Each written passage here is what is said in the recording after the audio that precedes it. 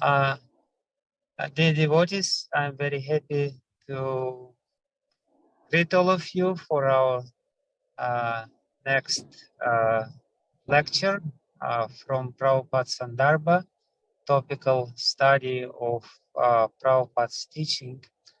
And today we will have a very important topic about Guru Tattva, relationship between Guru and disciple, the importance of this relationship and the internal meaning of this relationship. And for this topic, we have His Grace Burijan Prabhu. He will be speaking about this. Burijan Prabhu, as many of you know, is a disciple of Srila Prabhupada who spent significant amount of time with Srila Prabhupada. He wrote a very beautiful book, My Glorious Spiritual Master, about his association with Prabhupada. And he will mostly be speaking from his experiences, seeing how Srila Prabhupada was functioning as spiritual master, as a guru, and his philosophical research, because Burijan Prabhu is one of the most scholarly devotees in our movement. He has been deeply absorbed in the studying of Prabhupada's books and Srimad Bhagavatam, and as a result of it, he published 4 volumes, right, Burijan Prabhu? 4 volumes of your study? Was 3, but one more is coming. 3 volumes, yeah. One more is already written, and now he is studying Chaitanya Charitamrita. He was initially somewhat hesitant to speak, but somehow or other I convinced him still to speak on this topic, because the first chapter of Chaitanya Charitamrita is entitled Spiritual Master, and yeah, different spiritual masters.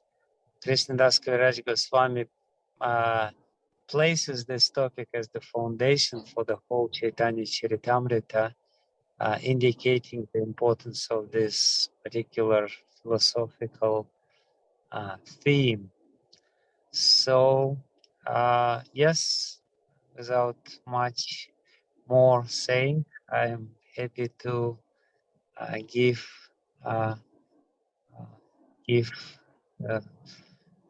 I don't know, microphone or whatever to Burijan Prabhu. He can start speaking. He's speaking to us from Australia. So the geography of our Bhaktivedanta University is being widened by his presence and deepened by his presentation. Thank you very much. Hare Krishna. Actually, Maharaj said that he convinced me by that explanation of the first chapter of Chaitanya Charitamrita, but that wasn't what convinced me to speak. It was that my respect and affection for His Holiness Bhaktivinoda Maharaj convinced me to speak, because I so much appreciate how much attention he's putting into the care for the devotees. He knows very well how the devotees, especially the older devotees, need nourishment in their spiritual life, and he is so much dedicated to that. And because of that dedication, I really wanted to express my appreciation by offering this service. Although I didn't really feel very qualified to speak on this topic, but I'm so happy to do it nevertheless.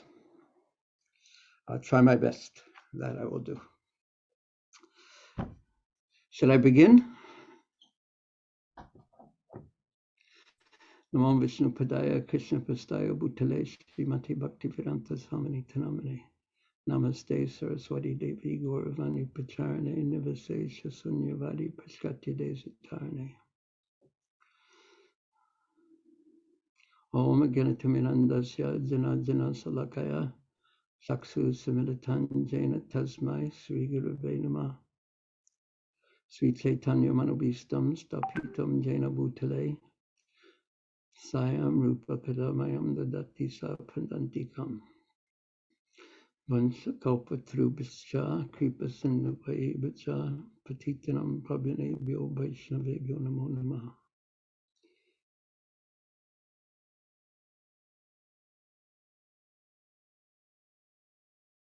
Hare Krishna. The way I'm going to approach this topic of the Guru is I'll start by reading something from one of Prabhupada's lectures in London, I believe this is in Hyderabad, in India, in South India, in 1976. But there are many lectures that Prabhupada gave that cover this point. Please listen carefully. Chaitanya Mahaprabhu has asked everyone to become Guru. Everyone. Because there is need of Guru. The world is full of rascals. Therefore, there is need of so many Gurus to teach them. But what is the qualification of the Guru? How can everyone become Guru? This may be the question.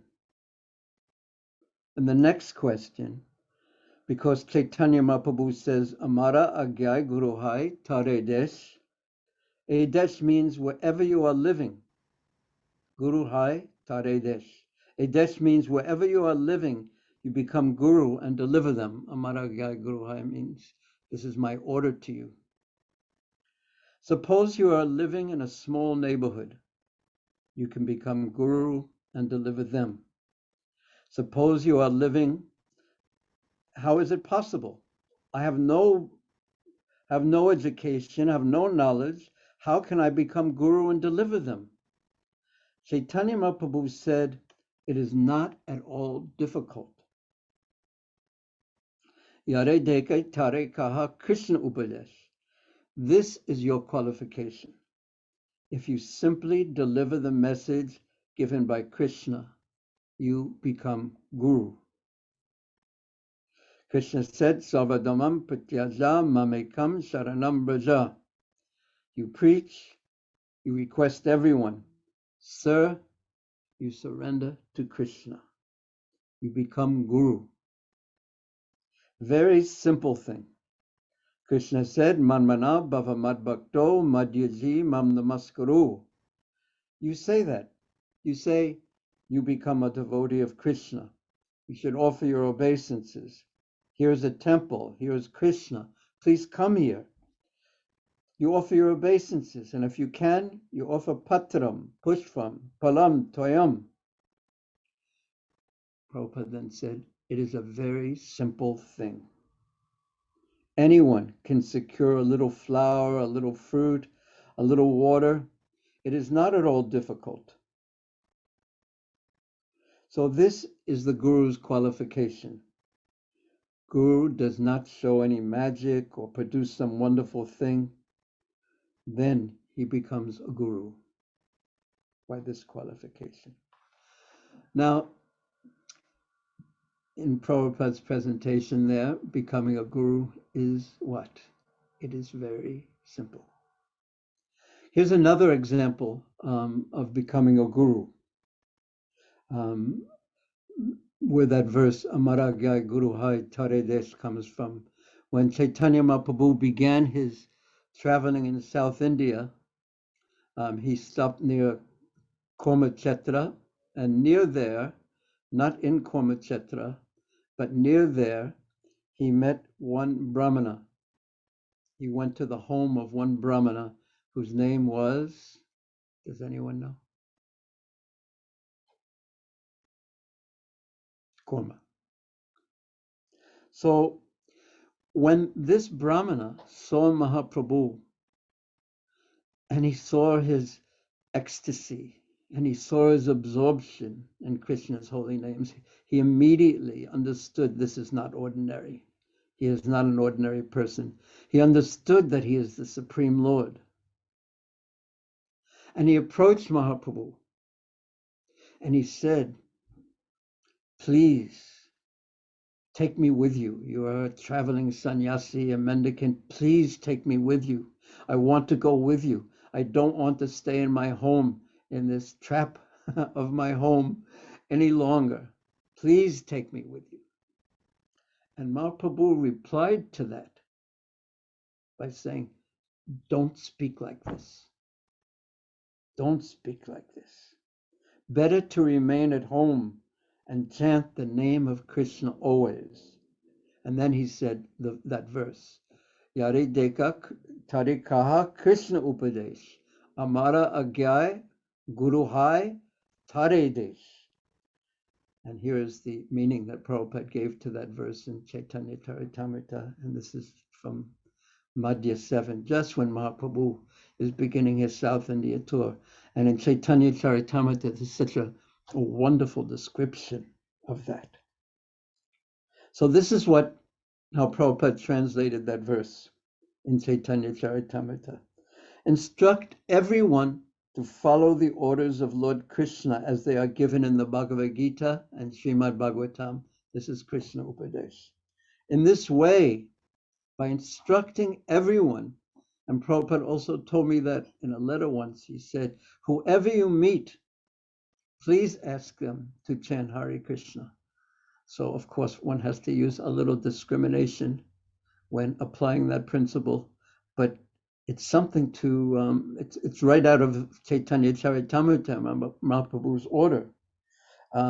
Ask everyone you meet to chant Hare Krishna. Ask everyone you meet to follow Krishna's instructions as given in Bhagavatam and Bhagavad Gita.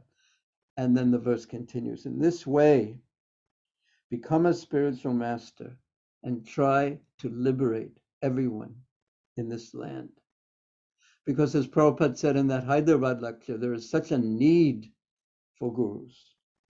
And then the next lines that Mahaprabhu said are very, very interesting, because this devotee, this Kurma, he wanted to travel with Mahaprabhu and thereby keep in his association. He feared losing the association of Mahaprabhu. And Mahaprabhu told him, Kabuna vadibe tomara vishya taranga ponara pietane pabe mora sangha. That if you follow these instructions, your materialistic life at home, it won't stop, it won't obstruct your spiritual advancement. Indeed, if you follow the regulative principles and do what I say, we will meet here again. Or, as Prabhupada says in the verse, you will never lose my company. You will always be with me if you follow the instructions that I just gave you. So this is quite amazing.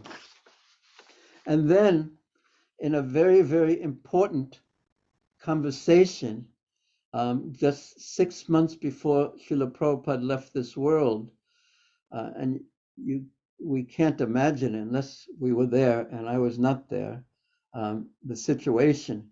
Prabhupada was so ill in Vrindavan. He was so thin.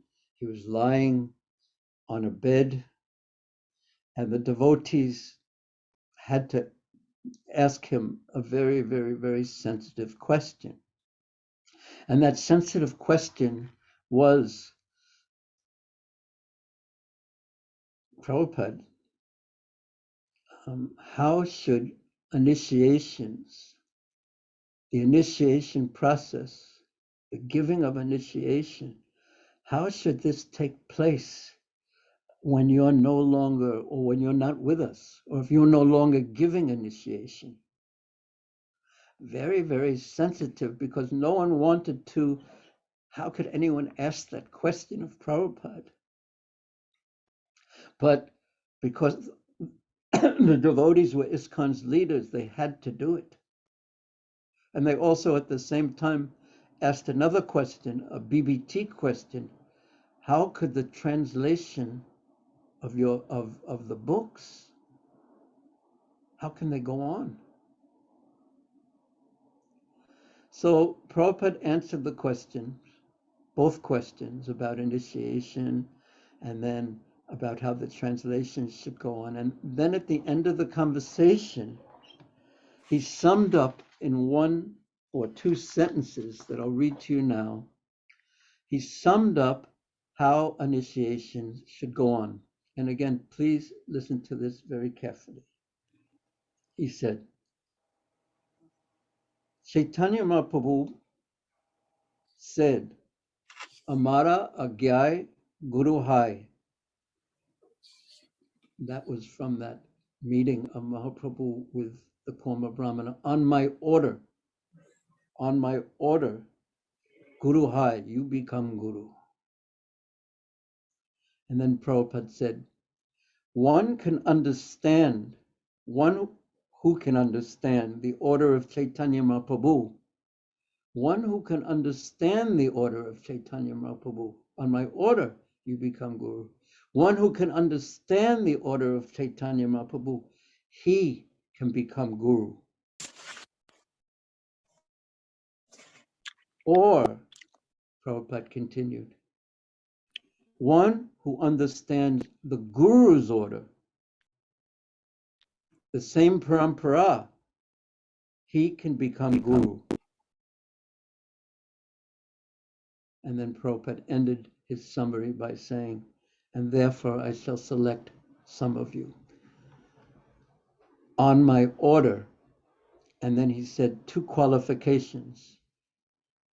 One who understands the order of Mahaprabhu, he can become Guru, or same qualification, one who understands his Guru's order, he can be the same parampara, he can become Guru. So 2 things he said, Mahaprabhu and the Guru. One has to understand their order. So I would like to enter into a second part of this presentation and discuss understanding the order of Chaitanya Mahaprabhu. And right after that, we shall discuss understanding the order of Srila Prabhupada. And we will expect them to be the same because it is the same parampara. But first, Mahaprabhu, this is what Prabhupada quoted, Amara Gai Guru Hai Tare Desh. So what was the order of Chaitanya Mahaprabhu? And it was to preach, in this regard, to preach his message and to spread the chanting of Krishna's holy names. Krishna Upadesh, and to spread the chanting of Krishna's holy names. And Mahaprabhu wanted this done in every town and village, everyone you meet, everywhere you go. You spread this, the Krishna Katha, Krishna Upadesh, and the chanting of Krishna's holy names. Now, what mood and what example did Chaitanya Mahaprabhu set when he himself did this? Because Mahaprabhu was so special that everything he instructed, he also followed that same example himself. He did it himself. So we watched very closely his example. And what was Mahaprabhu's example? In the 7th and especially 7th and 9th chapter of Madhya Lila of Chaitanya Charitamrita, and also when Mahaprabhu was going to when he was going to Ramakeli to meet Rupa Goswami, and when he was going to Vrindavan, he set this example, and please, of how to preach. First of all, he told everyone to chant Hare Krishna. Even when he was in Vrindavan, he was requesting everyone to chant Hare Krishna. And when he was walking through the forest of Jharikanda, he was even requesting the tigers and the elephants to chant. He sprinkled some water on the elephants, and they began to chant. But this isn't all he did. Mahaprabhu chanted and danced, and he was so internally absorbed in ecstasy. He had his internal mood that he was deeply involved in. Even though he was traveling, even though he was preaching, he was absorbed in something very, very deep internally. And this comes out in the third and the fourth chapter of Adi Lila, of Chaitanya Charitamrita. There's the Anarpitam, Chiram Charat verse, and then there's the verses that describe Radha Krishna Pranaya Vakritya Ladini Shakti Asmat. There's the verses who describe the internal reasons for Mahaprabhu's advent. There's the external reasons, the internal reasons. So the two were being constantly, both were being constantly exhibited by Chaitanya Mahaprabhu. So he would be chanting and dancing, and he would be so internally absorbed that everyone was struck. Everyone he met on the road, he would see people just by seeing him practically, and his internal ecstasy. But not only his internal ecstasy and absorption, but his effulgence. And not only his effulgence, his beauty. And people became stunned when they saw him. And he would embrace them sometimes, and they would be filled with ecstasy. And he would tell them to chant Krishna's names, and they would chant Krishna's names. They too would become absorbed because of association. They would become tadiya. They would become like fire because he was on fire. And they would chant. And they would influence others. Whoever met them, they too would become absorbed in the same internal ecstatic mood and the same chanting of Krishna's names. So he would dance and chant. His effulgence was so powerful, and his beauty was so captivating. And sometimes he would speak philosophy. There is one very funny pastime that occurs in the 9th chapter where he met some Buddhists. And I read it many times before, but recently in studying this, I found this chapter, this particular pastime so humorous, because he spoke philosophy with them. It doesn't mention in Chaitanya Charitamrita that he spoke philosophy with everyone, but with these Buddhists, he spoke philosophy. And because there was no pramana of Shastra, because they don't accept the Vedic literatures, he spoke with Nyaya, he spoke logically with them, and he completely defeated them, the Buddhistic philosophy. So they became very disturbed. So they came with a big plate of prasadam, so-called prasadam to them, to Mahaprabhu. And it was a big metal plate. And there was not prasadam on it, actually, but it was untouchable, improper, contaminated food. And they wanted to trick Mahaprabhu into taking this. So Mahaprabhu, the way that Chaitanya Charitamrita describes it, that as they were offering this to Mahaprabhu in their very cunning behavior, a big bird came and grabbed the plate. And the bird picked up the plate, and all the food fell on the heads of these Buddhists. But not only did the food fall on the head, but the plate fell on the head of the Buddhist leader who had put together this plot against Chaitanya Mahaprabhu. And Chaitanya Charitamrita describes, Krishnadas Kaviraj Goswami Maharaj describes that the sound of the plate made a big noise, a big sound, like a gong. So if you are anywhere aware of what the Buddhists like, they like the sound of a gong very much, and it makes a very loud and ringing sound. Gong. So the plate made this sound when it hit the head of the head Buddhist monk, and he fell unconscious. So what is the goal of Buddhism? Is you have to become unconscious, basically. You lose your sense of self, you lose your consciousness, you lose all sense of happiness and distress. You're unconscious, basically. So there was the head of the Buddhists, after making this great Buddhistic gong sound, he was unconscious on the ground.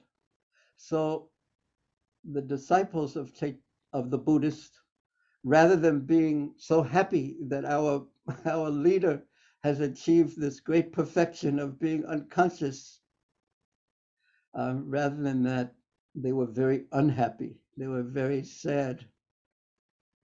And they were very frightened because they knew they had done something wrong. And look at the result. The result of Buddhism was the result of their offense. He was unconscious. So rather than being thrilled that their leader had achieved perfection of unconsciousness, they all went to Mahaprabhu and said, please save him, please save him, please save him. And how did Mahaprabhu save him? He told them the Hare Krishna mantra, or the mantra of Krishna's names, and they chanted it in his ear, and he woke up from his perfect state of unconsciousness and became ecstatic. And then the way that Krishnadas Kaviraj describes it, Mahaprabhu very playfully disappeared. So I thought that was, I found that very humorous. So that wasn't the usual way that Mahaprabhu taught, but it was his sweetness that usually convinced people, and his internal absorption and his beauty. So if we understand this absorption of Mahaprabhu, and it overflowing into his ecstasy and his potency in telling people to chant Krishna's names, if we understand both the external, the repeating Krishna's orders, Krishna Upadesh, and the internal, the depth of realization, then we can understand more fully Prabhupada's instructions on who should serve as guru. There's the Krishna Upadesh, there's tell everyone to follow it, and then there's something very, very deep inside when one understands this. Now, that was a little glimpse, and when one reads Chaitanya Charitamrita, it's full of sweetness, the sweetness of Sri Chaitanya Mahaprabhu's Odarja mood, his merciful mood. And I just, of course, spoke just a little bit about Mahaprabhu's mood that we should understand, and understand his order too. Now, I would like to also now speak a little bit about Prabhupada, because Prabhupada said, one who understands Mahaprabhu, Amaragyai Guru, Guru Hai Taredesh, or understands his guru, then he can become guru, he can serve as guru. So I'd like to move to understanding something about Prabhupada now, because Srila Prabhupada did something that was, you could say very difficult, or you could say amazing, or you could say impossible. If you tell the story of Prabhupada's life to someone, how he came on the Jaladuta and he was 70 years old and with nothing and knew no one. And then 10 years later, in fact, I saw him in Fiji in 1976. He was talking to some devotees in their home in Fiji. And he said, and the way he did it, he just sort of leaned back. He put his hand on his head. And he said, in the beginning, in the early days, we had nothing. And there was no anxiety.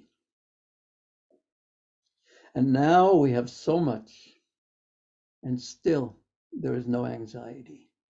And then he just smiled in this captivating way that was completely free from anxiety and so deep.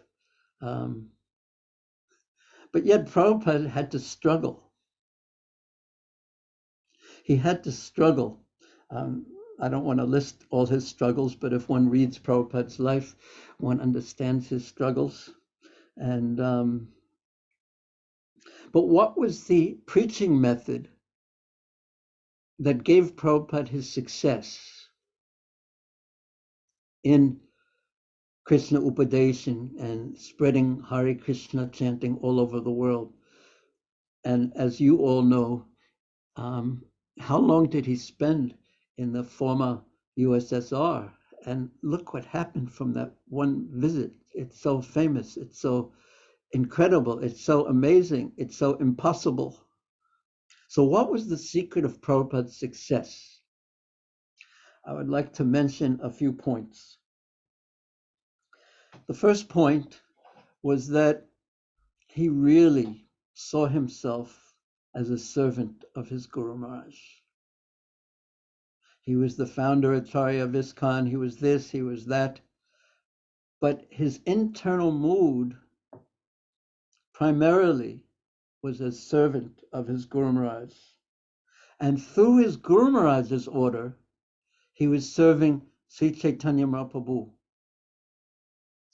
through the Guru Parampara. And that's what he said in that order, if you understand. Guru, Chaitanya Mahaprabhu, or Guru, same Parampara. So Prabhupada, following his Guru Maharaj, very bravely following his Guru Maharaj. That was the first point. He only really considered himself a servant of his Guru Maharaj. I guess yesterday someone sent me a video, a short video of Srila Prabhupada in the Los Angeles temple, and his feet were getting bathed with honey, with yogurt, with water, sitting on a big Vyasasana, and Prabhupada was accepting that. But it was all in the mood of service to his Guru Maharaj. So that is when he sat on the Vyasasana like a king, challenging anyone to disagree with him practically. I once saw him in a Bhagavatam class in 1975 in Melbourne. He sat on the Vyasasana and he started speaking in some context about a small point from the 5th canto of the Bhagavatam, of how there are giant eagles that fly from planet to planet, and they hatch their eggs in the friction of the atmosphere when the egg is entering into a planet's atmosphere. And of course, the whole room was very silent after he said that. So at the end of his class, he asked the devotees, as he always did, does anyone have any questions? Suddenly, one devotee very slowly raised his hand, and Prabhupada was sitting on the Vyasasana. Of course, I can't, with such like a king, Singha Guru, in that mood. And the devotee said to Prabhupada, probably what everyone was thinking, but no one was either brave or foolish enough to say.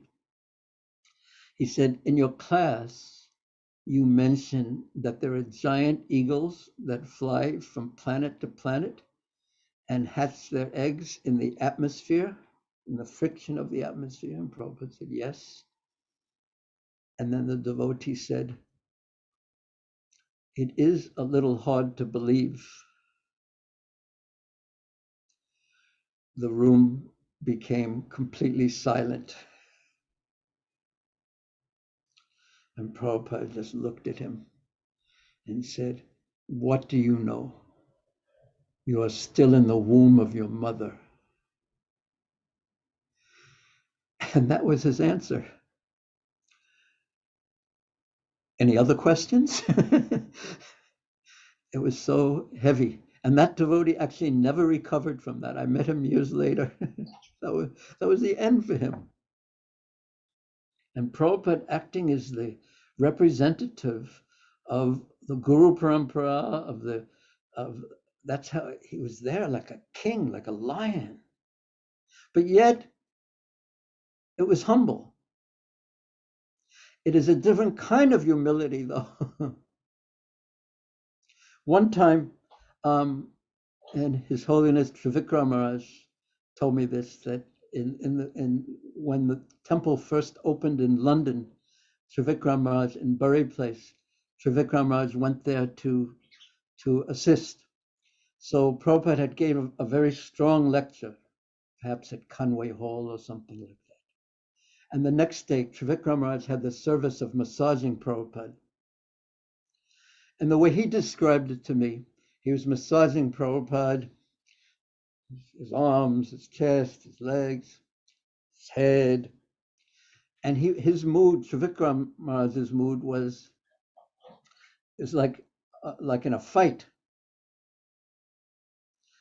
You know, in between the rounds, there are people, the trainers, they take one of the fighters and they massage him and encourage him, get in there and fight, and you can do it, and you're doing great, and just do this, do that. So Trivikram Maharaj said that his mood was like in the corner of a great fighter. And he was saying, Prabhupada, you gave the great lecture, you really hit this one, and you strongly smashed this one, and you made this point, and you're a great fighter, Prabhupada. And he was going on and on and on like this. This is Trivikram Maharaj told me this. And then Prabhupada looked at him after some time and said, stop. I'm just a servant.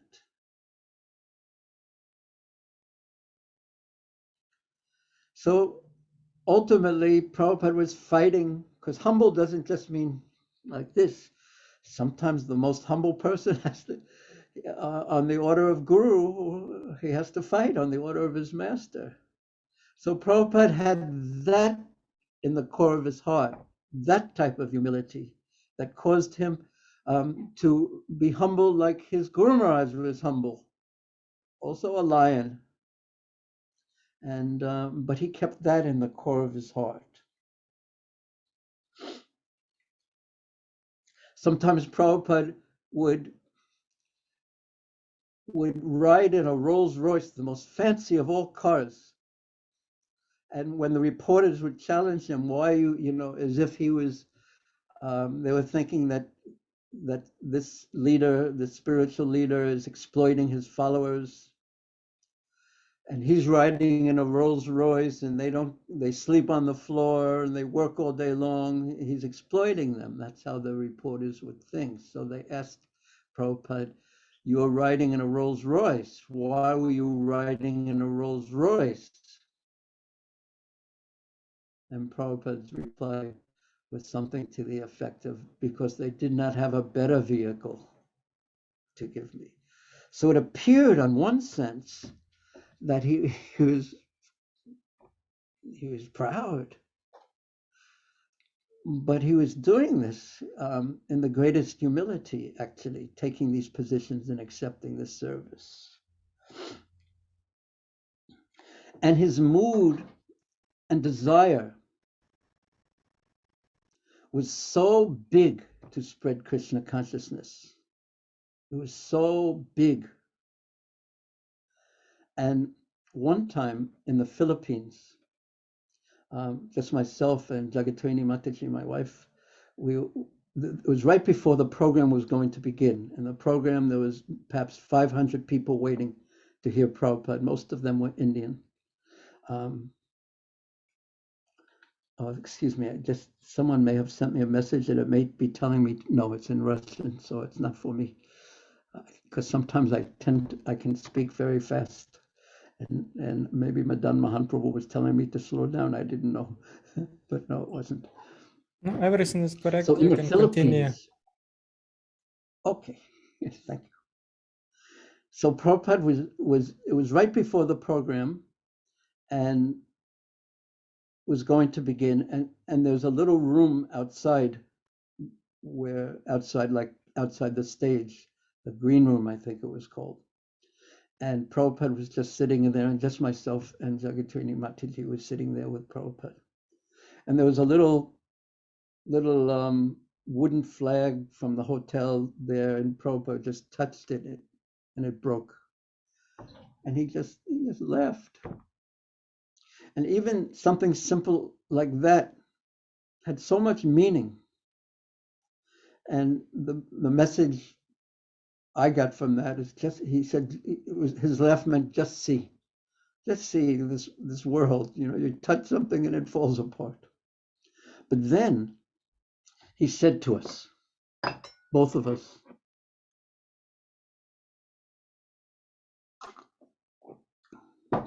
and this is in the context of explaining what Prabhupada's vision was. He said, "It is my desire that everyone in the universe become Krishna conscious." He didn't say in the Philippines, he didn't say in this world, he said in the universe. It is my desire that everyone in the universe become Krishna conscious. And then he looked at us and said, "Please help me fulfill this desire." So that was his vision. So when I repeat this to devotees, this story, this little pastime, I always say after it, with a vision like that, do you think you can find some service to do? It is so big, it is so expansive, there's so much room for everyone to serve this vision, which is the vision of Chaitanya Mahaprabhu, but it was Prabhupada's vision too. So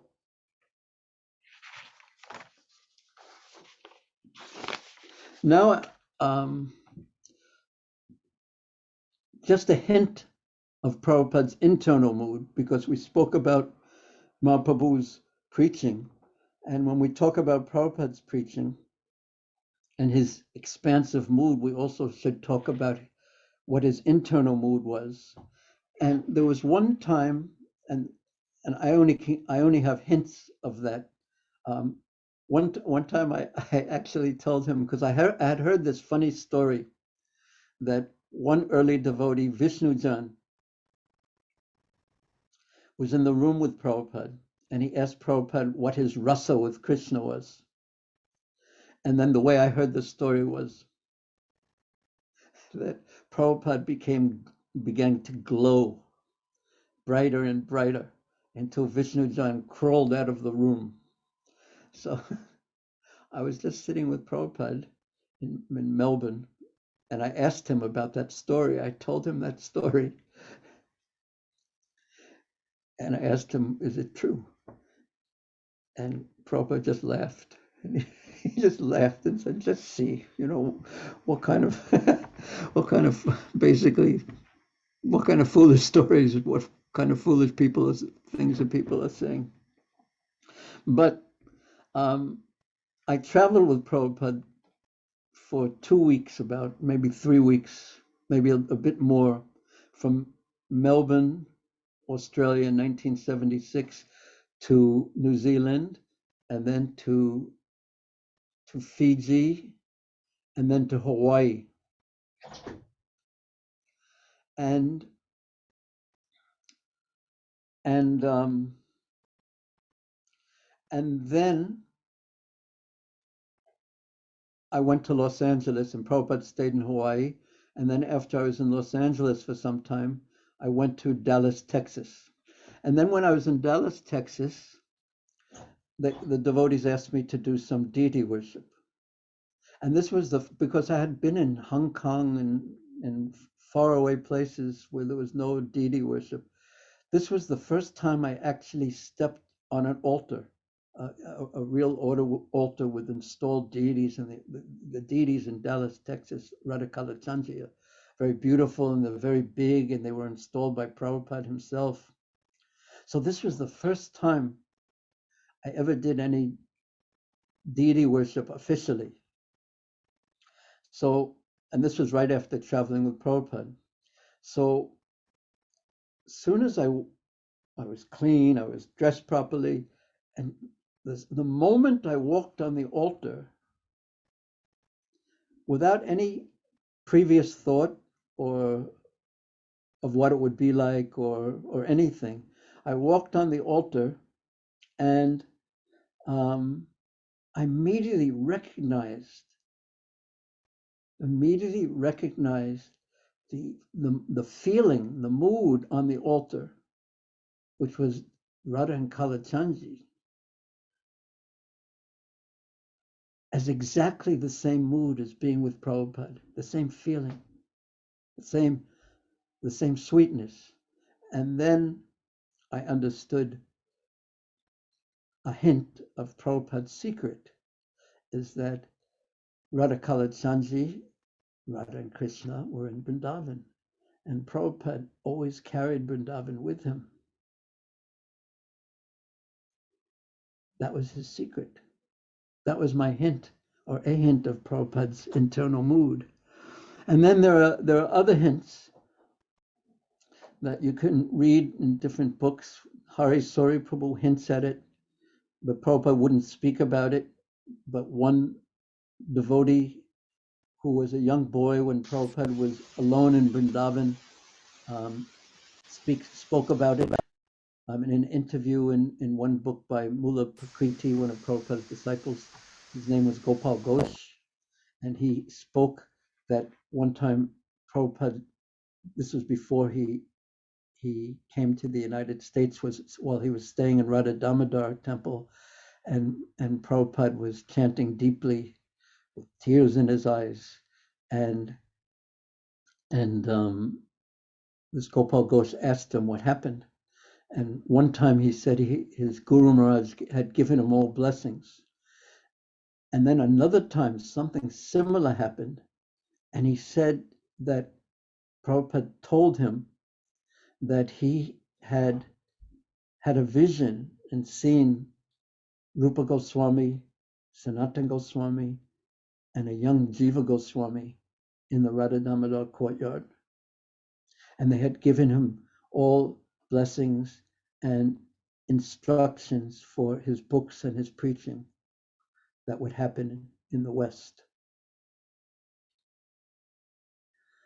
And when Hari Sori Prabhu, in one of his transcendental diaries, mentions this to Prabhupada, but just a little bit, we heard that you saw once had a vision of Rupa Goswami or something, and Prabhupada wouldn't talk about it, but he said, everyone knows, meaning everyone in Vrindavan knew about this. So, so now, so he got blessings from Srila Rupa Goswami, Srila Sanatana, because he's so sincere. I can't say why, but his desire to serve was complete. That I heard him speak about in one lecture. That I desire, if you want some people wanted bricks, and they got bricks, meaning the buildings, and others wanted to serve, and they got service. And he was speaking about himself. He wanted to serve Sri Guru and Gauranga. So now I'm going to read, after talking a little about the external and internal mood of Prabhupada, I would like to read again that answer that Prabhupada gave to the question, who could be Guru? Because I spoke about what Mahaprabhu's mood was and what he did in Prabhupada's. So Prabhupada said, Chaitanya Mahaprabhu says, Amara Agai, Guru Hai, Tare Desh. One who can understand the order of Chaitanya Mahaprabhu, he can become Guru. Or one who understands his Guru's order, the same parampara, he can become Guru. So what do you think? Is it easy or not so easy?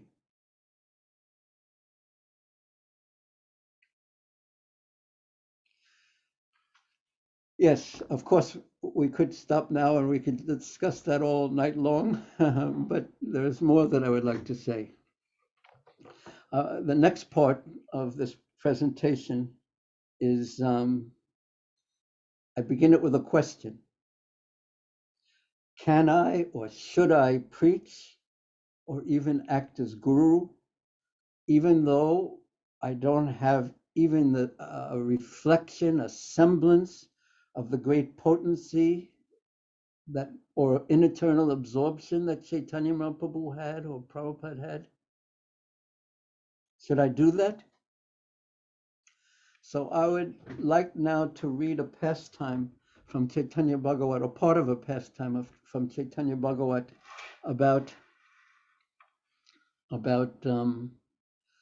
what I think is the secret of serving as Guru.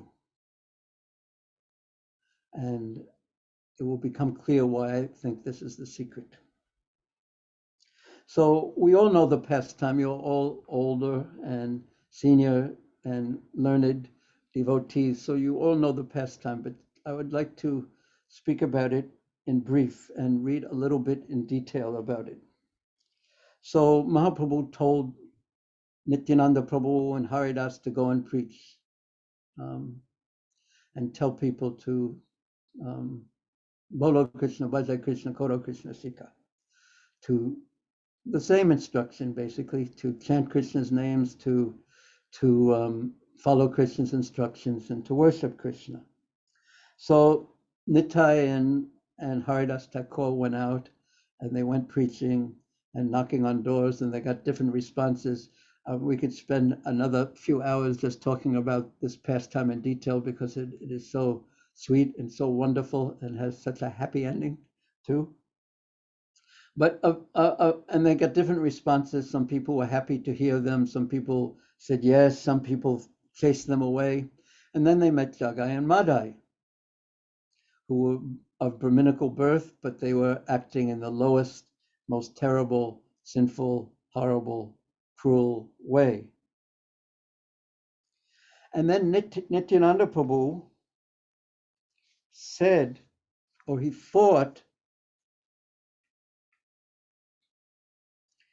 that if I can bring these two to Chaitanya Mahaprabhu, I will increase his glory.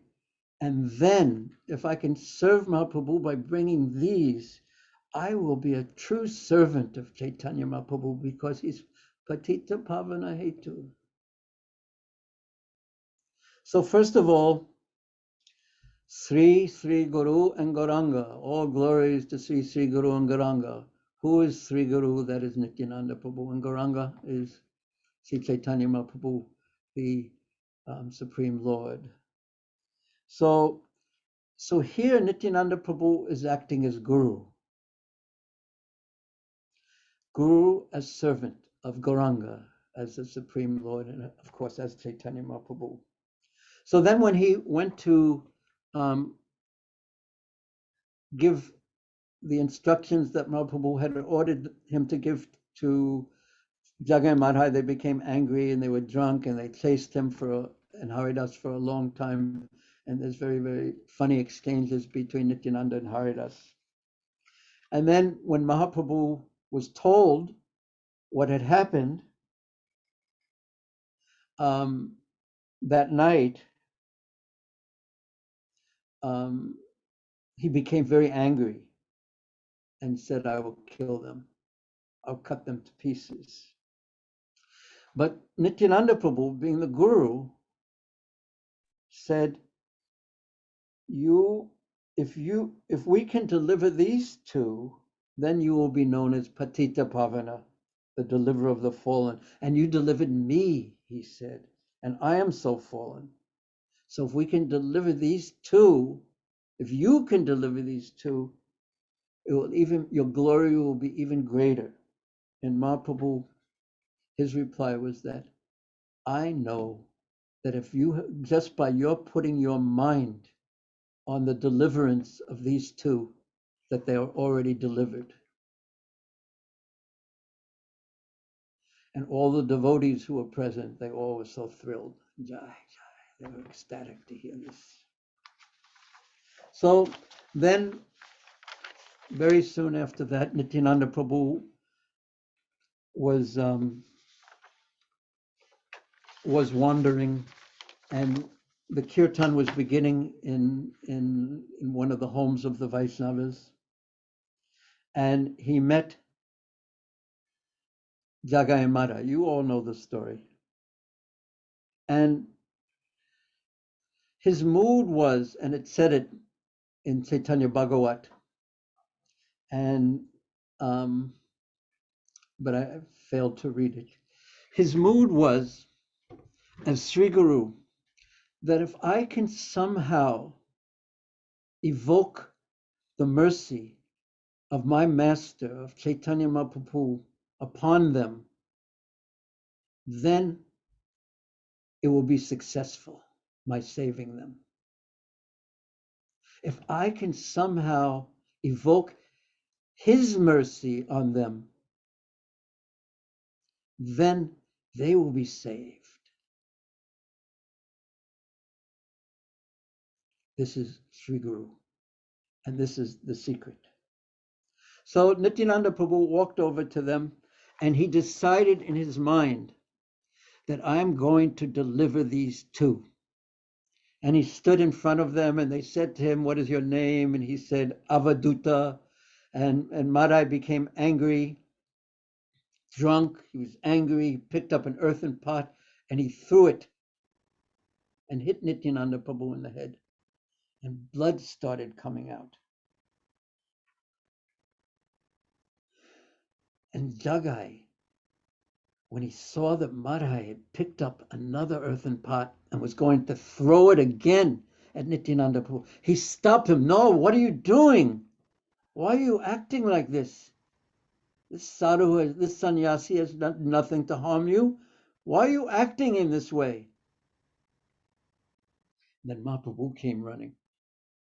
He was so angry. You have brought blood to Nityananda, who is so dear to me? And he called for his chakra, and everyone, including Jagai and Madhai, could see the chakra. He was ready to kill them.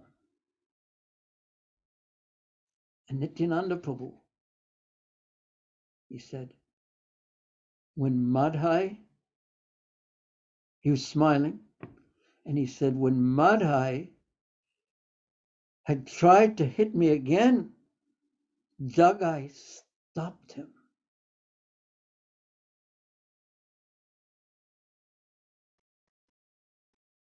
And Chaitanya Mahaprabhu, his heart melted. You have saved my Nityananda?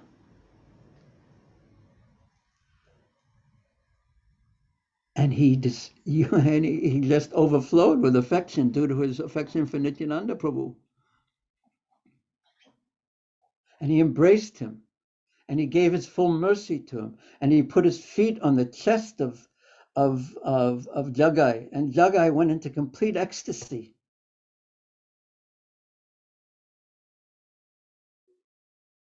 And Madhai then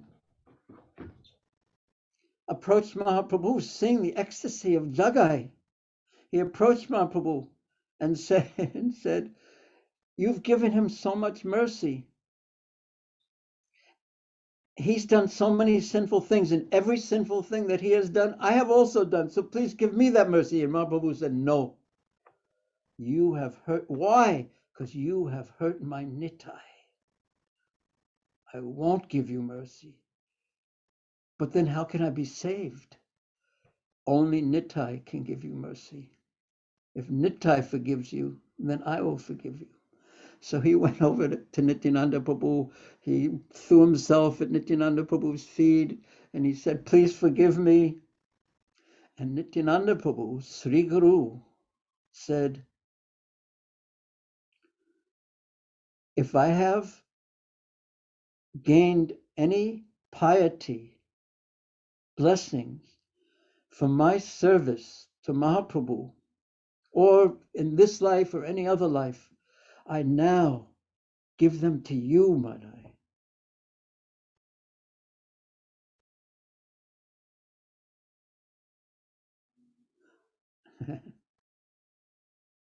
And then Chaitanya Mahaprabhu completely forgave him, and with such a happy ending. So this is Sri Guru. Nityananda made a plan, even though he had to shed a little blood. He told Mahaprabhu, Jagai, save me. And then he prayed for Madai himself. So this is the plan of Nityananda Prabhu to what? To evoke the mercy of Gauranga Mahaprabhu, of Chaitanya Mahaprabhu, of the parampara in the metaphor that we are using. So, of course, there is so much more to the pastime, but I've already spoken more than I'm supposed to already. But here's the idea, that if you, as Guru, know what Mahaprabhu wants and what will gain Mahaprabhu's mercy, and if you know in parampara who is carrying that mercy and who knows how to please his Guru Maharaj, or Prabhupada said, or your spiritual master, and knows what will evoke Prabhupada's mercy, which is the mercy of his Guru Maharaj, which is the mercy of Sri Chaitanya Mahaprabhu. If you know that, if you know the heart, if you know the desires of Rupa Goswami coming down, Sri Chaitanya Manobhishtam, Sapitam Jaina, if you know that, all you have to do is engage someone in such a way that the mercy of the Guru Parampara and the mercy of Chaitanya Mahaprabhu will flow down to them. Then you are doing your job as Nityananda Prabhu, as Sri Guru did his job, his service. And maybe that disciple will think, oh, my Guru is so merciful. It's all coming from him. But the Guru is thinking, I don't have any mercy. I'm just a servant. I know what will please my Guru Maharaj, and here, you please him, and you'll get so much mercy. So I consider that the secret that makes up for my incredible lack of qualification and lack of internal absorption and unlimited other things. So that's a mediating secret. That's important to know after we discuss the great qualifications, external and internal, of both Srila Prabhupada and Sri Chaitanya Mahaprabhu. Now,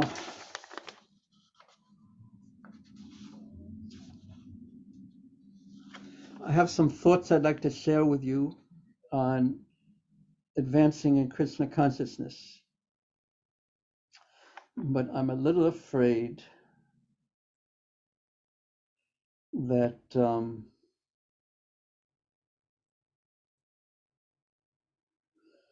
will take another half hour to discuss these other points. Madan Mohan Prabhu. Burijan Prabhu, please go ahead. Svadu, svadu, pade, pade. Okay. So how to advance? Because we want to advance. Why do we want to advance? Because it's not at all pleasant being unadvanced, at least I can say from my own experience. So the first principle is one really has to know Prabhupada. And that's very easy in the sense of we should read and study his books very seriously, because they are essentially his commentaries on the main Gaudiya Vaishnava Shastras, the most important Gaudiya Vaishnava Shastras. So if you want to know his heart, his desire, if you want to understand him, just read his books. But don't just read them to memorize them, but read them in the mood, like right now you're listening to me. But just imagine if Srila Prabhupada was here, or if he would walk into your temple room of your room of your house, you'd sit him down, you'd say Jai Prabhupada, you'd bow down, you'd give him a garland. But what would you really want him to do? You'd want him to speak. And what would you like to do? You'd like to listen and hear the words that he was saying very, very carefully, understanding that they are very, very sacred. So one hint in reading Prabhupada's books is to read in that mood or hear them in that mood, that this is Prabhupada speaking to me. And yes. And one interesting thing happened to me. I once went to an Ayurvedic doctor in South India, and he was a bit special. And he didn't learn in the traditional, in the usual Ayurvedic way. He went to an Ayurvedic college, studied in an Ayurvedic college, but wasn't satisfied.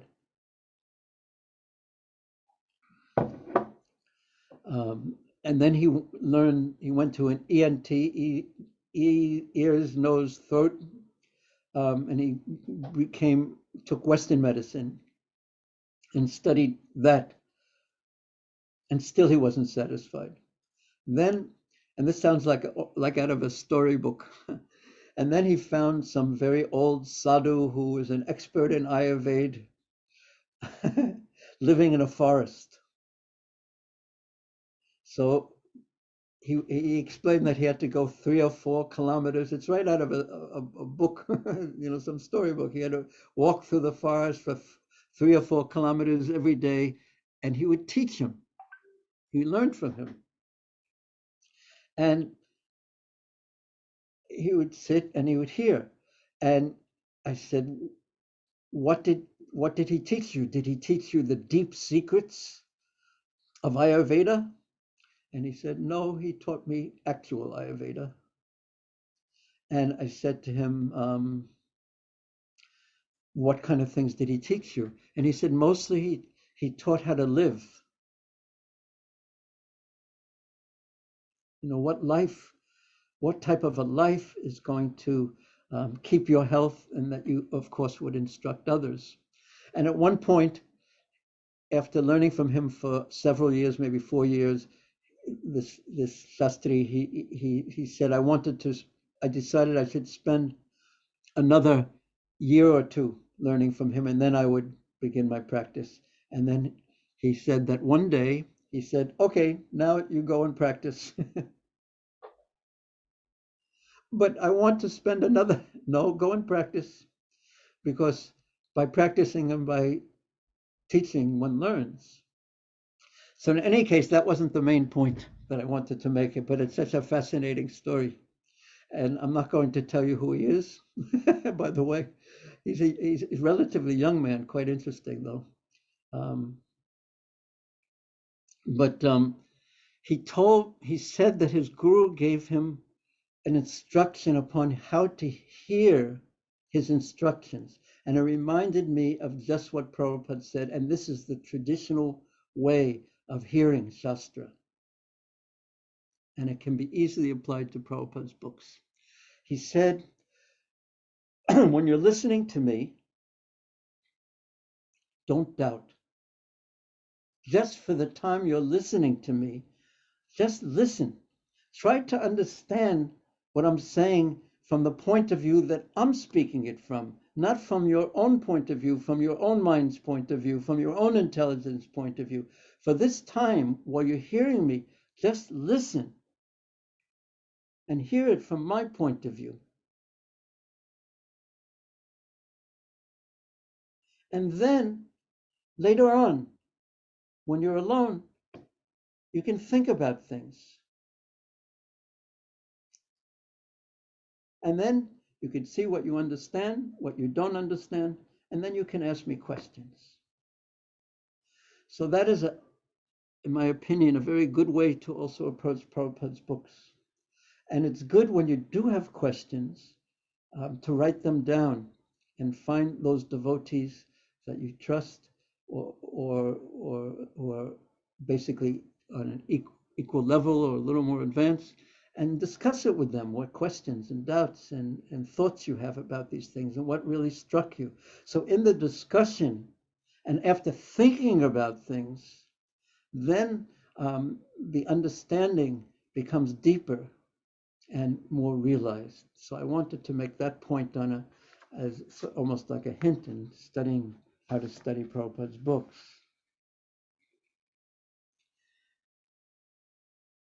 Another point on the elements of sadhana bhakti, and this is described by Srila Rupa Goswami about even about bhava bhakti, but it's also described early about sadhana bhakti, that there are two principles. One is called chestarupa and the other is called bhava rupa.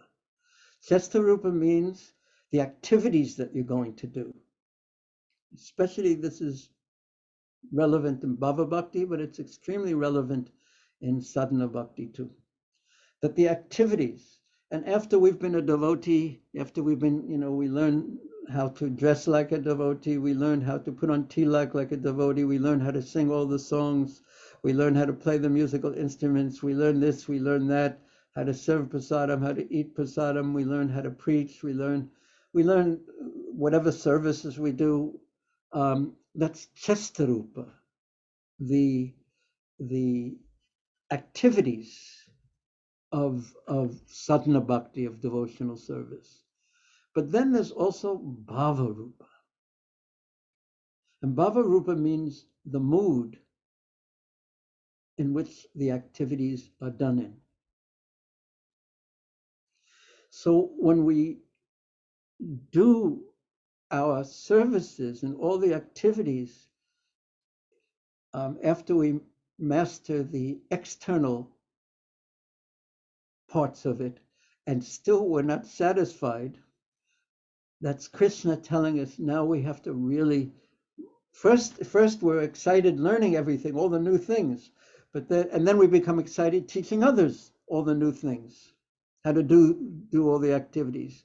But still, we won't be satisfied until we have the bhava rupa, or the proper internal mood when we're performing these activities, the external activities. But they're not really external, because they're Sarup Siddha Bhakti very often.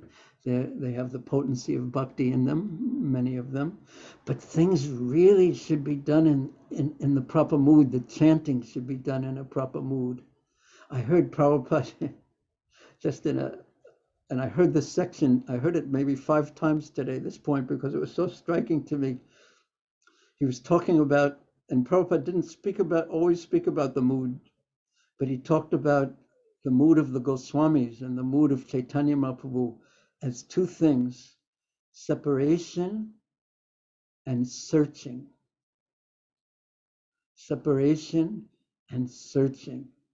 Now that really hits on the bhava rupa. And he said there cannot be separation without love. So meditating on these things and understanding that we are just servants, humble servants, insignificant servants, then we are approaching the bhava rupa, and that we need to perform the activities. And there's such a tendency, at least I find in myself, that things that you do every day, things that I do every day, there's such a tendency for them to become mechanical. Mechanical means you can do it without even thinking. Without even thinking. Without having any mood to it, any bhava to it. And that is not going to be satisfying to us. So the dissatisfaction from doing things externally is Krishna telling us, it's his kindness telling us that we have to work on our bhava rupa, or the internal mood.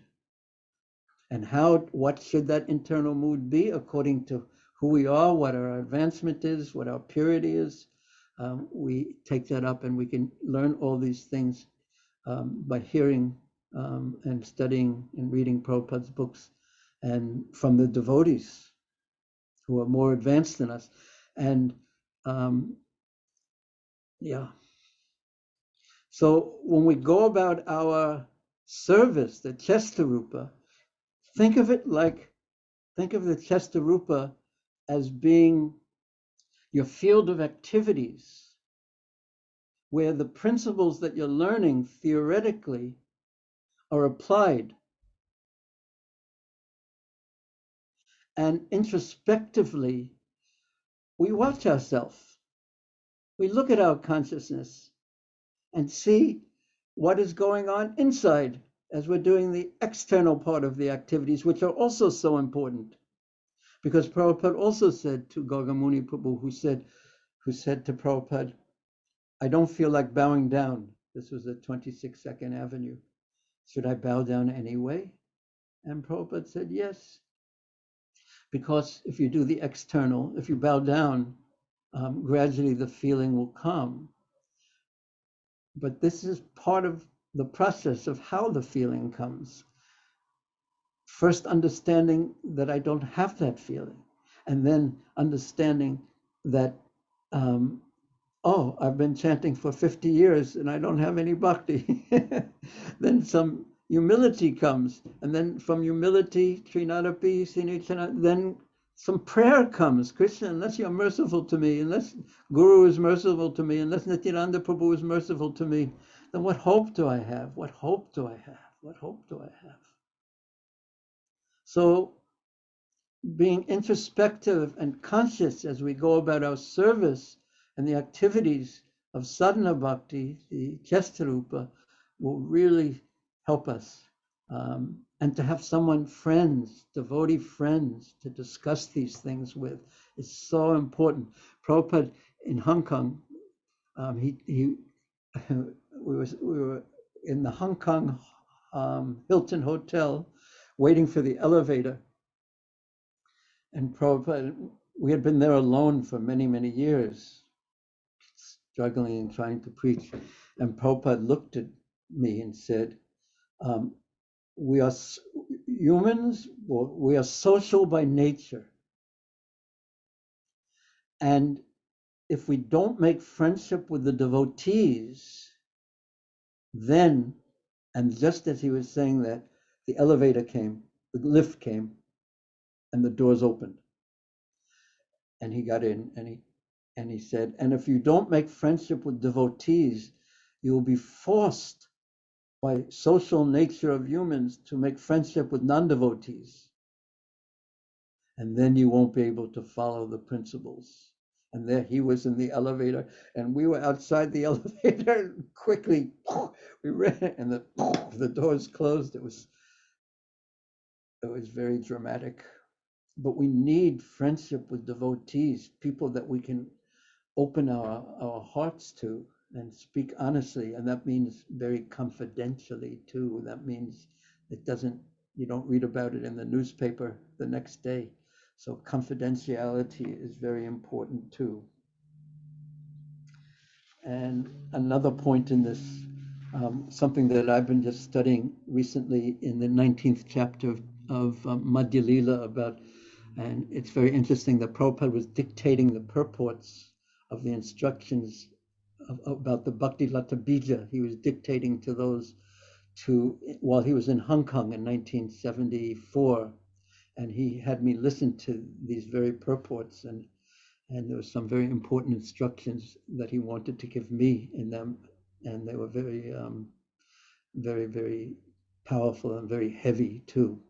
So in any case, we all have read this in Chaitanya Charitamrita, and he talks about planting the Bhakti Lata Bij and Ihan Mali Nitya Sechi Shravanada Jal, and watering the Bhakti Lata Bij through hearing and chanting.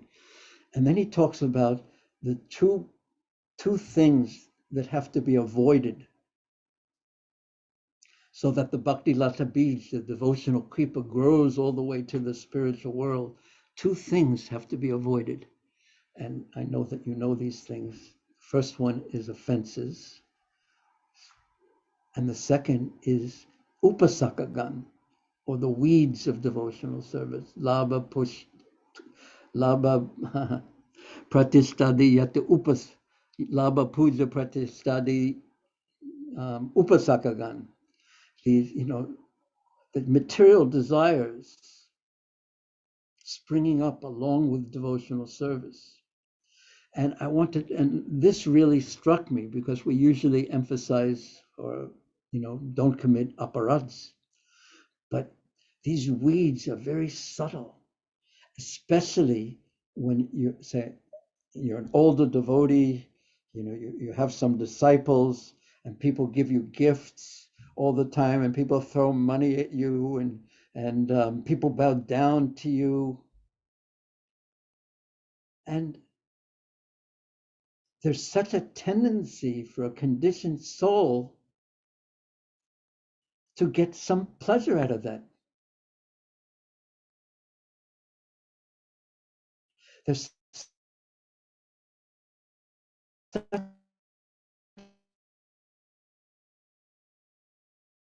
passing, all of it is passing through him. There's such a tendency to at least want some.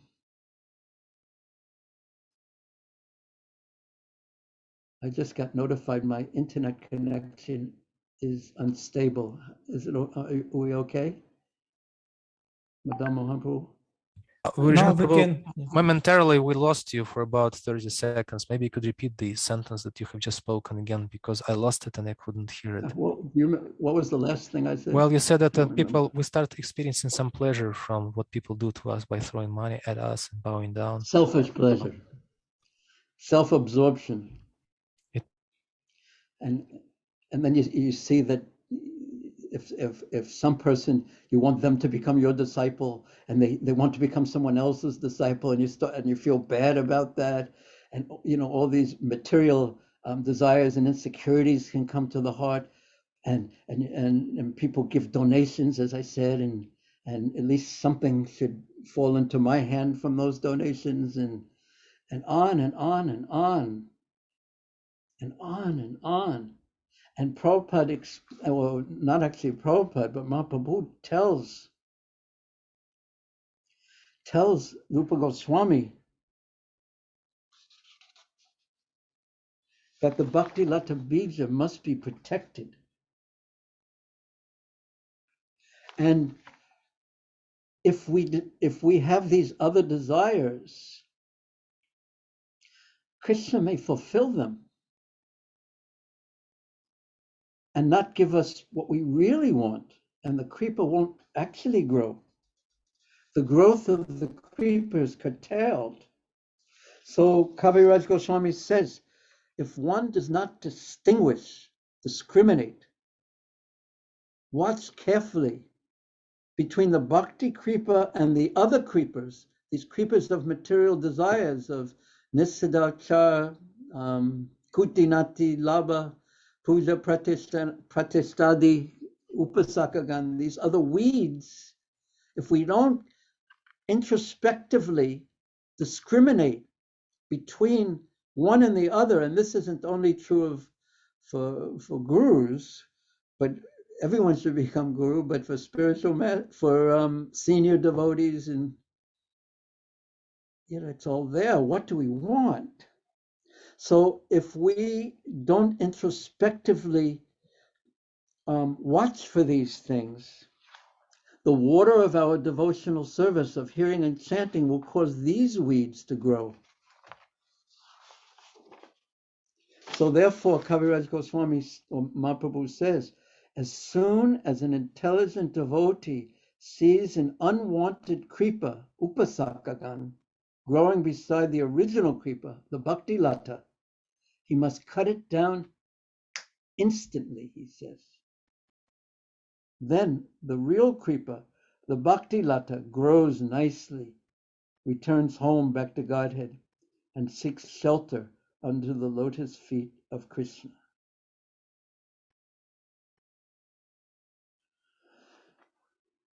So Krishna will give anything to his devotees who are serving him, but we should ask ourselves a question, one simple question, again and again and again and again. And that question is, why did I come to Krishna consciousness? Why did I join? What did I want? And what do I want? What do I really want? What do I really want? These are the questions we ask ourselves very privately and not in public. And we answer them just between us and ourselves and Krishna.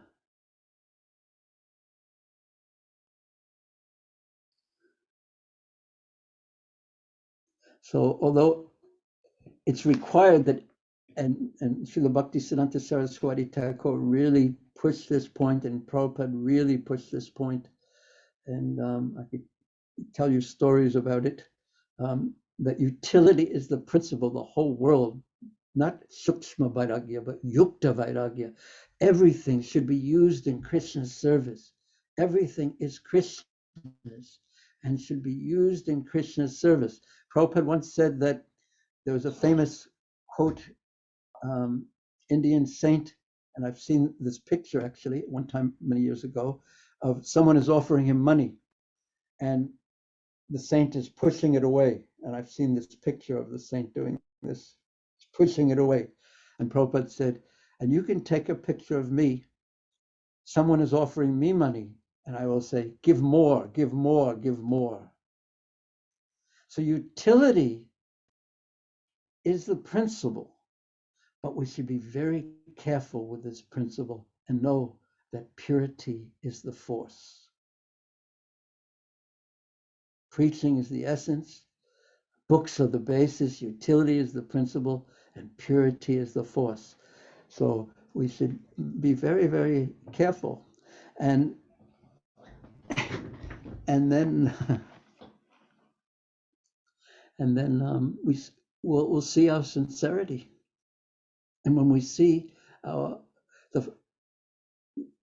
when we look for our sincerity, at least I can say for myself, what I notice more is the insincerity than the sincerity.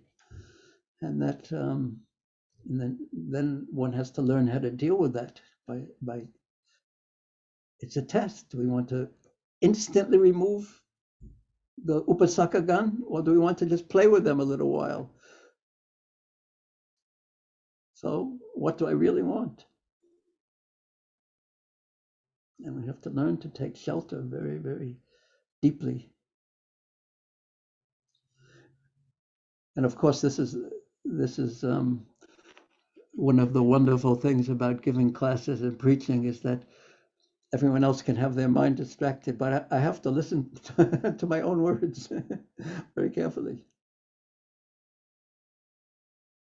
So utility is the principle. We must use everything in Krishna's service, but we should always keep in mind purity is the force. And these instructions that Sri Chaitanya Mahaprabhu gave to Rupa Goswami. And what do I want? And then after we ask ourselves, what do I want? Then ask, what do I really want? And what else do I want? And deal with these things very, very deeply and privately and personally, and even share it with other devotees who you trust. So, in conclusion to this section, remain only and always a servant of the Guru Parampara. Summed up everything that I wanted to say about this part in a very simple way. Remain only and always a servant of the Guru Parampara.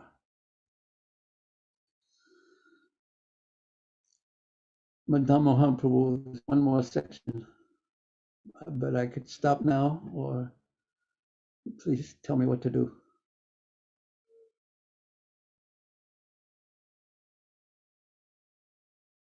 It's a very short section. It's only a few lines.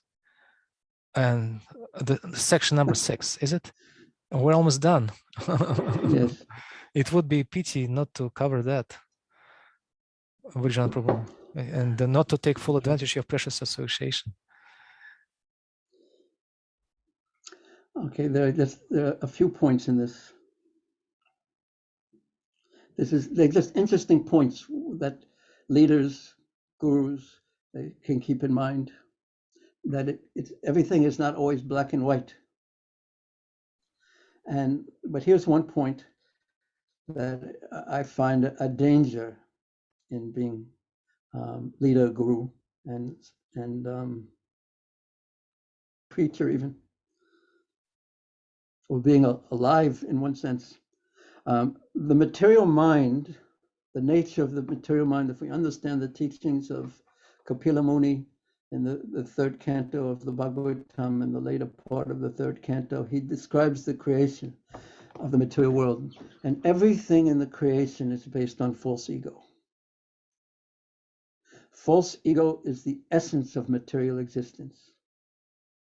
And what is false ego? It's the bubble that we carry around, which is our consciousness, or at least in which I'm imagining that I am the center.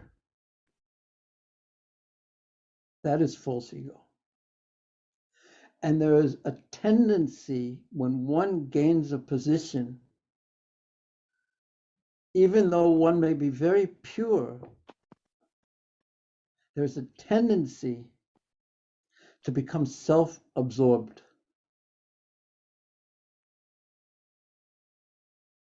When I have a leadership position, I tell people what to do, they do it, and I take myself very, very seriously and absorbed in me and my thoughts. And I find this is a very dangerous position, self-absorption. And I think we should fear this. And the difference between false ego and real ego is the soul's real identity is Krishna Nityadas. So when the difference is that Krishna is in the center, and this we see, of course, in the residents of Vrindavan, their thought is only of Krishna's pleasure. Mother Yashoda is willing to die 1,000 times to save Krishna one drop of perspiration, one drop of difficulty. It's all about Krishna. Everything in spiritual life, on the real devotional platform, everything is about Krishna. He is the center. And in material life, everything is about me. Even if I bring my material consciousness into spiritual life, but it's always going to be about me and becoming absorbed in that. And I find that I have to be very careful about this.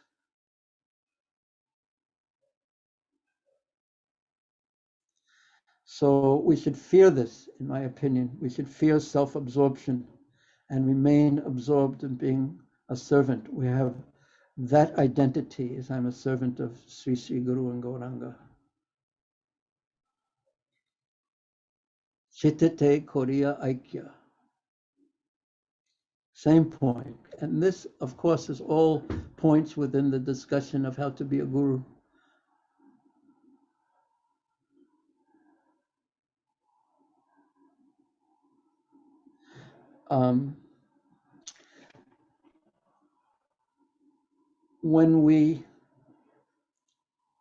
I want to tell you a little story that one devotee, Mataji, has a daughter who's a professional viola player. A viola is like a big violin, and she plays in the orchestras. So when I was visiting, and I asked her if she could play something. So she began playing some, the composer whose name was Haydn. And she told me a little about Haydn's life. So she was reading the music and she was playing it on her viola very seriously. And suddenly I had an understanding of what Rag Morg was. And it really is what devotional life is, but especially perhaps what Rag Morg is. This path of spontaneous love, because everyone, wants to be on that and will go running to Radhakund to be on that, but it's much more subtle and it's much more difficult than running somewhere and making some external change, and it's much more wonderful also, but it's subtle. Well, this was my understanding from watching this, that you have a composer, Haydn, and he has a symphony in his heart. And then he writes that into music, the lexicon of music. It has its writing. He writes it down. Tchaikovsky, Rachmaninoff, all the great composers. He writes it like that. But then you get a person who's playing the viola, and they look at the music, and on one level, they have to be so expert on the mechanics of the violin that they don't have to think anymore about the mechanical things, like da da da da, the scale, da da da da, and how to move the fingers and everything, because what they really want to do is not be translating in their intelligence while they're playing, and now I have to do this, and now I have to do that, and now this calls for this type of a movement and this type of a movement. But what the art is, the composer has opened up his heart and put it into the music. And you, as the player, have to touch the heart of the composer in the form of the music. You can play it mechanically by just reading the music and knowing how to do this, but that won't give you the real thing. You have to touch the heart of the composer. And then that has to come out through your instrument, and it will come out in your own way, but it will be completely in harmony and chaste to the heart of the composer. But it will come out through you in your own way of an expertise in your own personality and your own nature. Now, I don't know if I've made my little analogy clear, but we have to be very expert in the basics, in the philosophy, in the following of the principles, and this and that, so it's automatic, it's completely natural. And then we have to touch the heart. We have to chittite koriya aikya. We have to be one in heart with ultimately the residents of Vrindavan, one resident of Vrindavan. The same mood, the same spirit. But if you try to do it without the expertise, you end up with a big mess, a big problem, and it will be a fake and a bluff. So no one wants to take the time to learn da da da da da da da da da da, because it's so boring and it's so mechanical, but it's required. And it has to become so natural that your playing doesn't go through your intelligence at all, but you become heart to heart with the composer through the music, and then you play in your own way. And I saw that Srila Prabhupada did that. He played in his own style, but it was completely harmonious with his Guru Maharaj and the entire disciplic succession. Madan Mohan Prabhu, is that clear enough? Yes, well, I hope it was clear for me, and I tried to render it my own way by touching your heart as much as I could. So it flows.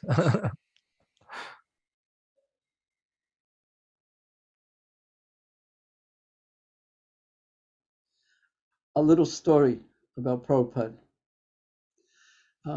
This was a very rare expression that Prabhupada made.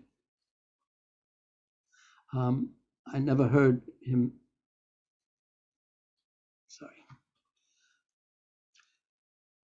in Melbourne in 1974, just myself, Jagatrini Mataji, and one devotee, Tusta Krishna Maharaj, was there in the room with Prabhupada. And it was just in the early afternoon, and he had just woken up from his afternoon nap. And he had letters in his hand. And he sat down and he said, they write me letters like this. Dear Prabhupada, I am the most fallen, useless, insignificant servant of yours. But I have a big problem. And then he just said, just see. And at that time, I didn't understand exactly what he meant, what he was saying, what the just see meant. But later on, thinking about it, I understood that how can an insignificant, small, tiny servant have a big problem? If you're insignificant and tiny, all you can have is an insignificant and tiny problem. So that's what he meant when he said, just see. Just see how this person doesn't understand what they are saying. So, and then he looked at us and said, he didn't criticize them, the person. He didn't say who it was or anything, but he said, I wish I could train all my disciples personally, but what can I do? So this is quite a puzzle in one sense. It was clear that the devotees would have really benefited from Prabhupada's personal association, his personal training, him pointing out subtleties. But what could he do? Krishna wanted him to do something else. Krishna inspired him to spread Krishna consciousness all over the world. And it wasn't easy either to be in his association constantly, because it was like being near fire. You also had to be fire. You had to be fired up and see things the way he saw things. So I put this forward because what to do with those under us, and should we be with them, just keep a small number of disciples or something, and train them individually and thoroughly to our capacity, or be a traveling preacher and have disciples all over the world and be pulled to one thing after the next. And my answer to that is the devotees have to make up their mind how they want to train their disciples. There's no fixed way. There can be Shiksha gurus, or the Diksha guru, for example, could be the main Shiksha guru, but someone has to train them. Ideally, some really don't require training because they're not ready for training.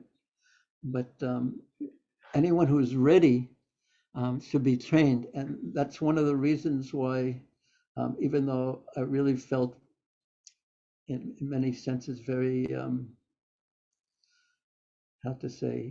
embarrassed when Bhaktivinoda Maharaj asked me to give this class, because I don't feel I should be the one speaking about what guru is, certainly, but out of appreciation for the fact that although he has so many followers and disciples, but he's trying to set up ways that to train the leaders and that everyone gets some training.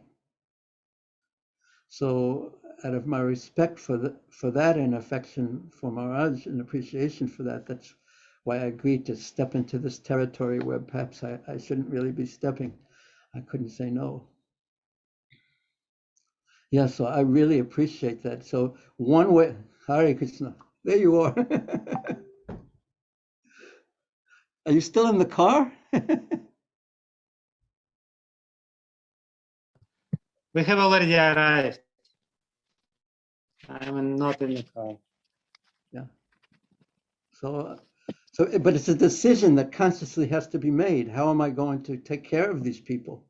It can't be just ignored. That responsibility is taken. But that was such an amazing circumstance when Prabhupada said that. I wish I could train all my disciples personally, but what can I do? So he was inspired, and Krishna wanted him to do something, and he did it. And he set up a system. And then one last story that I would like to tell about Prabhupada, also very significant. In 1975 in Melbourne, sitting in the room with Prabhupada while he was taking massage. He was getting a massage. Sri Kirti Prabhu was giving him a massage, and I was the only other person there. And Prabhupada was talking about how he allowed women to live in the temple, and his godbrothers criticized him for that. But he said, because I made that adjustment, I was successful of allowing women to live in the temple. So then Sri Kirti Prabhu asked a very wonderful question. He asked, how do you know the difference between making an adjustment and changing the philosophy? Know the difference between what's adjustable and what's not adjustable?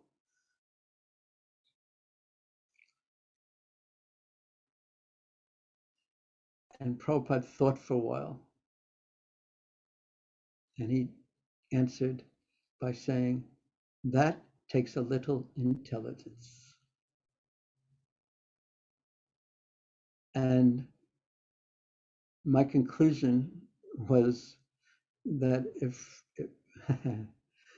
that we have to be careful making adjustments, but we have to make adjustments. But we have to be careful when we make adjustments. But we have to make adjustments because time moves and changes the circumstances. But we have to make adjustments, but yet we have to do it very, very carefully.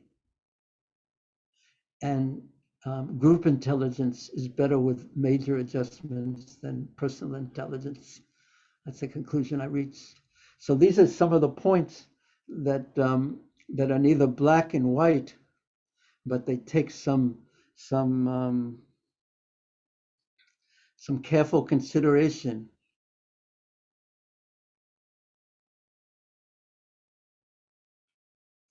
And then I can't resist just telling you, in one sense, my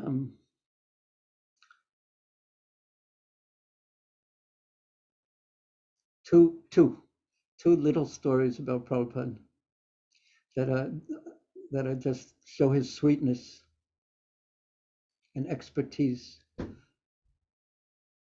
I had given, when Prabhupada visited Hong Kong, I gave him a ring that said Jai ISKCON on it, a gold ring. And because there was some trouble in ISKCON, and I was very innocent, I think. So I was trying to encourage Prabhupada. So I gave him this gold ring that said Jai ISKCON on it. So in Japan in 1972, he was getting massaged by Sudama Prabhu, and Sudama saw I was the only other person there.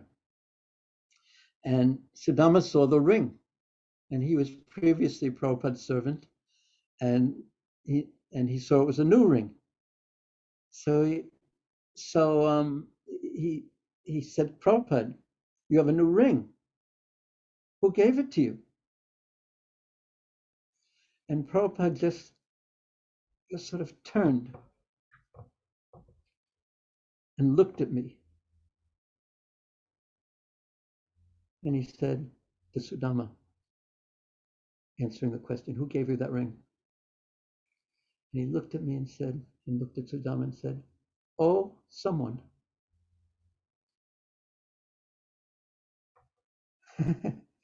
He just made it so personal and intimate and sweet, and just a secret between the two of us.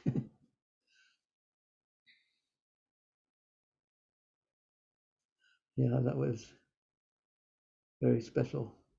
And then just a last point, and then that on the plane between Fiji and Honolulu, it was an all-night flight, and it was almost empty. And Prabhupada was sitting in the front in one compartment, probably first class compartment, I think, and I had I had a row of seats in the back, and in the middle of the night, I woke up. I was lying down on all the seats, and Prabhupada was walking past, going to the bathroom, and the lights were really low, and it was, and I said, I guess I saw Prabhupada there, and he was just so soft. And there was no big Vyasasanas, there was no hundreds of devotees chanting Jai Prabhupada, Jai Prabhupada. It was just Prabhupada walking, holding on to the seats as he walked on the plane, as he was walking. And I sat up and I said, Prabhupada, is there anything I can do? And he just looked at me and said, no, everything's okay. Everything's okay. Very, very, I don't know, very touching. Such simple things, but very touching. Okay. I spoke too much, and you were all such good hearers. You overcame my reluctance and my embarrassment and my lack of qualification. If I have said something incorrect, please excuse me. I tried my best to present some the philosophy and what I thought about the topic. And Hare Krishna. All glories to Prabhupada. Hare Krishna. All glories to all you devotees. Hare Thank you Krishna. very much, Burijan Thank Prabhu. you so Thank much. you very, very much. Thank you. Hare Krishna Maharaj. We'll keep these moments of your memories in our heart. Please pray that I always keep them in my heart also. Я буду молиться, чтобы тоже помнить об этом. I assume there's no time for questions, even though there's probably 1,000 questions. Burijan Prabhu, we can ask devotees if they have questions, maybe one or two. Okay. But if we do questions more than your time allows, we can have it as a hope against hope that we'll be able to see you again with those questions. We'll keep them also in the hearts. Дорогие преданные, если у кого-то вопросы, вы можете сейчас задать Бurijan Prabhu, но время наше коротко, мы уже исчерпали лимит времени. Если вы напишите, пожалуйста, в чате. Не поднимайте руки, напишите в чате, мы посмотрим, какие вопросы мы сможем задать. Я попрошу Раджарена Прабху переводить вопросы, если можно, потому что я буду переводить синхронно, и мне сложнее переключаться снова туда и сюда.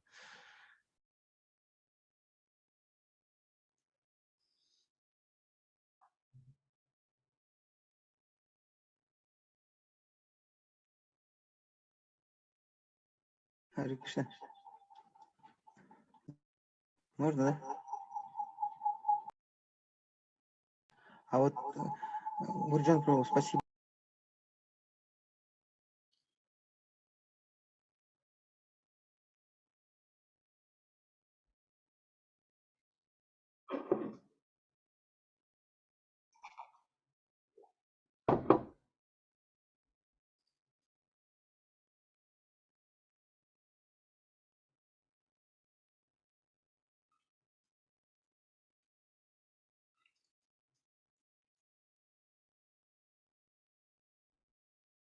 Двиджи Говинда Прабху, если у вас вопросы, вы можете задать по-английски, очень коротко. Задайте вопросы по-английски сейчас. Но все, пожалуйста, дорогие преданные, пишите вопросы в чате. Thank you very much for the opportunity to ask questions. Burijan Prabhu, thank you very much for a wonderful story. I want to ask you, what did Srila Prabhupada meant when he said it takes little intelligence? The keyword was a little. It doesn't require much intelligence, or what? Or it really takes intelligence? Excuse me, please, if you could answer, we would be very grateful. What he thought of as a little intelligence was probably a lot of intelligence. So therefore, my suggestion was that we don't assume that we're intelligent enough. We should make important decisions in consultation with devotees. Thank you very much. That's what I wanted to hear. So it requires intelligence of Srila Prabhupada's scale. Hare Krishna. Or one has to be very careful, in other words. One shouldn't trust one's only one's intelligence for big adjustments, certainly. Yeah. Thank you so much. Hare Krishna. Thank you, Prabhu.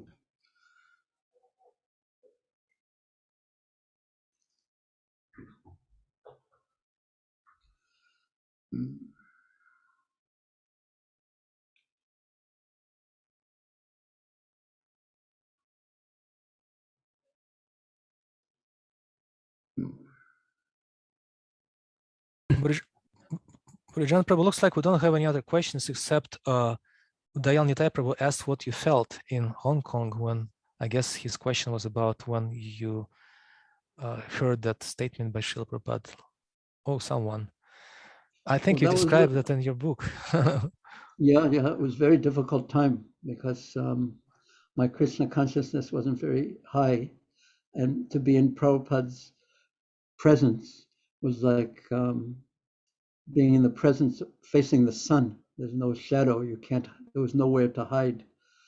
I felt mostly during that visit, the whole visit, I felt, well, it was two things. In the beginning of the visit, I felt terrible, mostly terrible. And then by Prabhupada's association, I felt strong.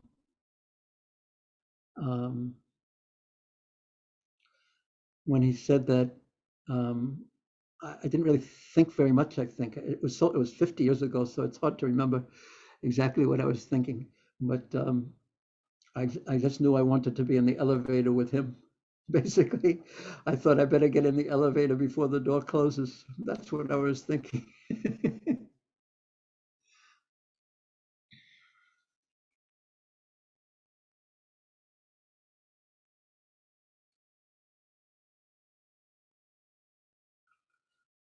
Thank you so much, Burijan Prabhu. Looks like devotees have felt they are feeling completely satisfied, and they received much more than they expected. And we want to express our deepest and profound gratitude to you for letting Srila Prabhupada shine through you in his own unique way. And I can only strongly encourage everyone to read the book, My Glorious Master. As I told you once, when I sat down to read that book at night, thinking I would read something light, and I ended up finishing the book next morning. I couldn't put it down.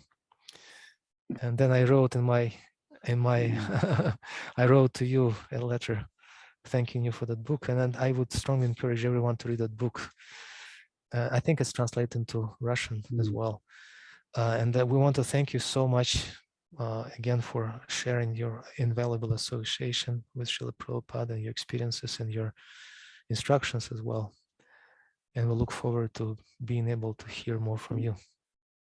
Thank you all very much. And I so much appreciate the spirit of the devotees from Russia. Большое спасибо.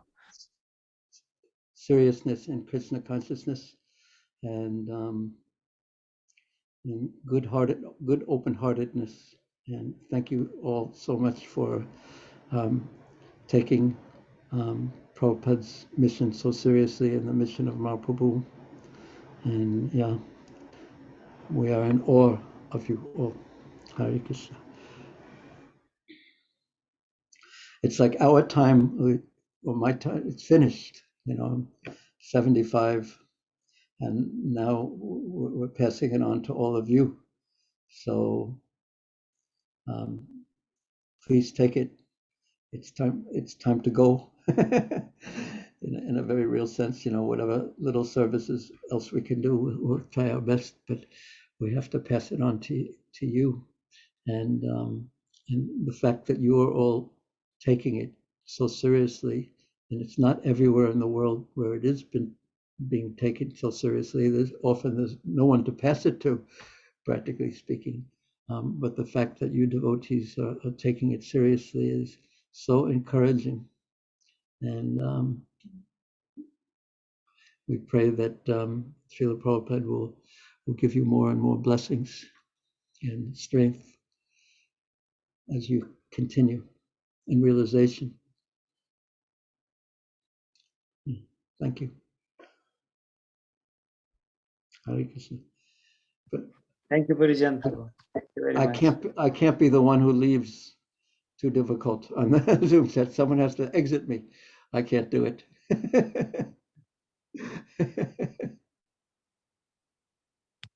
Someone, Madam Mohan, you have to cancel. We'll just end the meeting, and no one will have to inject. We cannot inject you as well, Burijan Prabhu. Please don't do that to us. So we'll just cancel. We'll just end the meeting. Thank you so much. Okay. Hare Krishna. Thank you. Hare Krishna. Hare Krishna. Shriman Burijan Prabhu ki jai.